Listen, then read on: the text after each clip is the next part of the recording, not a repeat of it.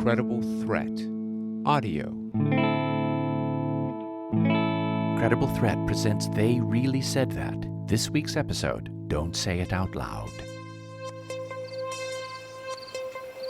This is Dora Worthy And Bill McKinley. with On the Spot Reports. We're just entering a private home in the Washington, D.C. area for a very special private event. What do we know about this event, Bill? All we know so far is that some people got invited to a very private party to celebrate. Celebrate what? We don't know, Dora, but there are supposed to be some extremely unusual special guests. It's almost midnight, Bill. Why are we arriving so late? Well, the special guests are scheduled to arrive at midnight, so we might be just in time. And anyway, we only found out about this a little while ago, so we almost missed it. Oh, weren't we invited? Well, as a matter of fact... Hello. Excuse me. Are you here for the celebration? Yes, we are. Oh, I'm so glad.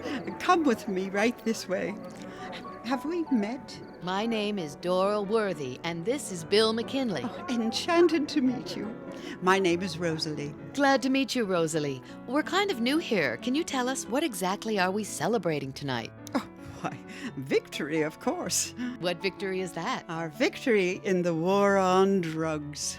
Oh, the war on drugs has been going on for how long, Bill? 30 years, Dora. I hadn't heard that we won. Well, the use of drugs has not gone down, if that's what you mean. No. But that was not the main intention of the war on drugs. Well, then what victory are you celebrating? In the 30 years of the war on drugs, the prison population in the United States has risen by 400%. The United States has more people per capita in prison than any country in the world, and African Americans are 4 times more likely to be arrested for using marijuana, even though they don't use it any more than other people. What's that got to do with the war on drugs? Oh, my dear, that was always the plan. That was the plan? Whose plan? We, Who is we? W.E., the white establishment, of course. Oh, excuse me. Our very special guests are arriving. One moment.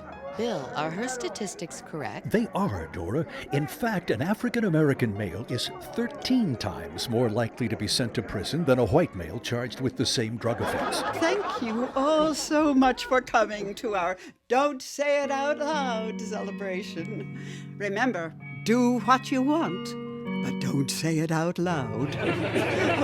It's midnight, and I'm so excited to introduce the first of our very special guests who has just arrived to be with us. Ladies and gentlemen, here to be with us tonight, the man who formally declared the war on drugs in 1982, visiting us from beyond the grave, former President Ronald Reagan. President Reagan, can you hear us? Think for a moment how special it is to be an American.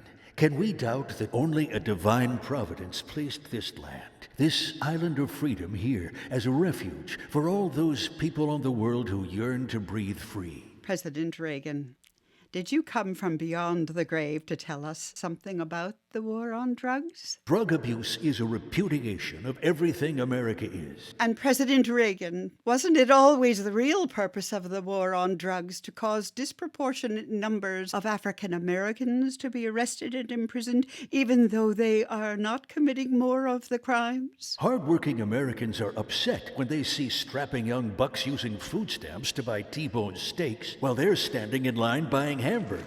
Bill, did Ronald Reagan really say that? Yes, Dora, he said that in 1976 when he was alive. Reagan also opposed the Voting Rights Act of 1965. The Voting Rights Act humiliated the South. And he opposed tax-exempt status for segregated schools.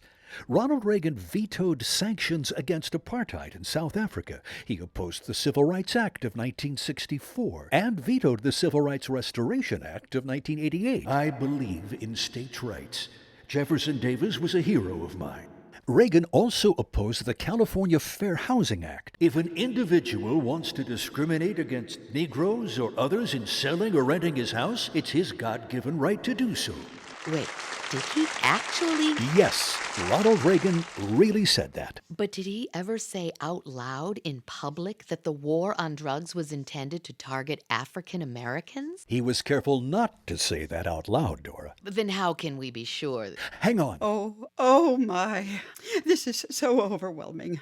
We are being joined by another celebrity guest from beyond the grave. Mr. President, we are so glad you can join us. Who is it, Bill? I am not a crook. Oh, no, it can't be. That's right, Dora. Former President Richard Nixon. President Nixon, we haven't forgotten that it was actually you who started using the term war on drugs back in 1971, when you declared that drugs were public enemy number one. So, you can tell us, what was the real reason for the war on drugs? It's all about those damn Negro Puerto Rican groups out there. Did Richard Nixon really say that, Bill? In 1968. But we never heard him say that in public. He was careful not to, Dora. Oh, and President Nixon, I see you've brought some colleagues with you from beyond the grave. Ladies and gentlemen, H.R. Haldeman, Richard Nixon's chief of staff. Nixon emphasized that the whole problem is really the blacks. The key is to devise a system that recognizes this while not appearing to.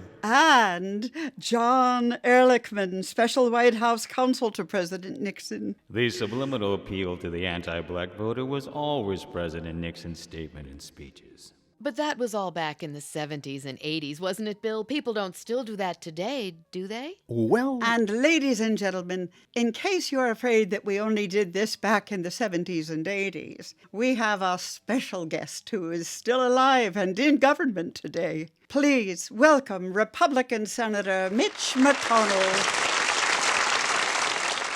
Senator McConnell, we understand that you have some opinions about how to keep we, the white establishment, in control in this country.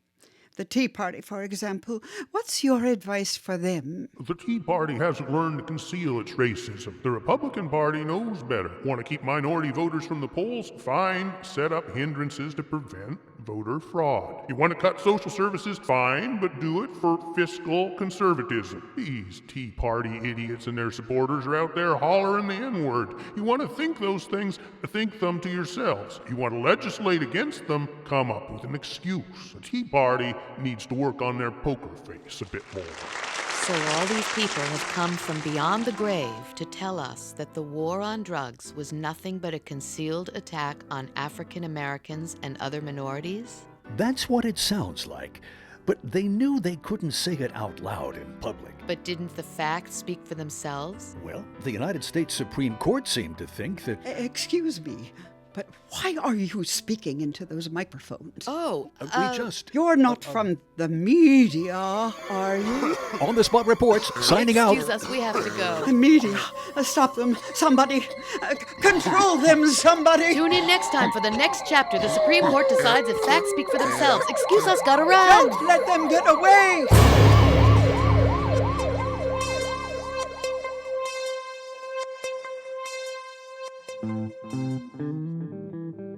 You've been listening to Don't Say It Out Loud, a presentation of Credible Threat Audio. They really said that. All quotes by public officials are from public sources. They really said those things. Don't Say It Out Loud was written by Edward Mast, directed by Robert Lee, with the voices of Meg Savlov, Rich Hawkins, Ruth McCree, Bill Kennedy, and Tom Stewart. For more Credible Threat Audio, go to crediblethreatworks.org. Credible Threat 2014.